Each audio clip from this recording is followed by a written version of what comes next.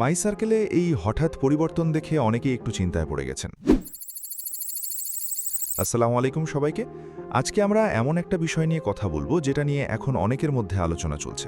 Back অফিসের মাই circle পেজে কিছু পরিবর্তন। আপনারা যারা নিয়মিত ব্যাক অফিস ব্যবহার করেন তারা হয়তো লক্ষ্য করেছেন যে আগে এখানে কিছু গুরুত্বপূর্ণ তথ্য খুব সহজেই দেখা যেত।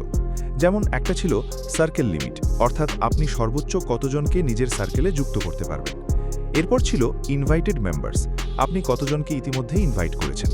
আর ছিল ইনভাইট লেফট, মানে এখনও আর কতজনকে ইনভাইট করার সুযোগ বাকি আছে। এই তিনটি জিনিস অনেক গুরুত্বপূর্ণ ছিল, কারণ এগুলোর মাধ্যমে একজন সদস্য খুব সহজেই নিজের ইনভাইট স্ট্যাটাস বুঝতে পারত। কিন্তু এখন অনেকেই লক্ষ্য করছেন এই তথ্যগুলোর কিছু আর আগের মতো দেখা যাচ্ছে না।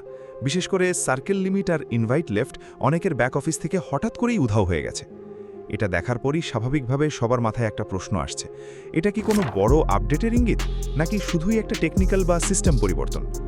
আরেকটা বিষয় হচ্ছে, অনেকেই বলছেন হয়তো ভবিষ্যতে ইনভাইট লিমিট তুলে দেওয়া হতে পারে, কারণ যদি সীমা না দেখানো হয় তাহলে অনেকের ধারণা অনুযায়ী সিস্টেমটা আরও ওপেন হতে পারে।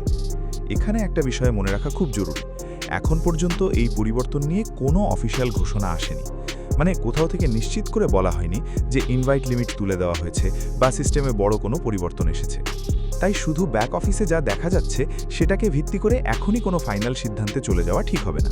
কারণ অনেক সময় দেখা যায় প্ল্যাটফর্মে শুধু ডিজাইন আপডেট বা ডেটা শো করার সিস্টেম পরিবর্তন করা হয়, তখন কিছু তথ্য সরিয়ে দেওয়া হয় বা নতুনভাবে সাজানো হয়।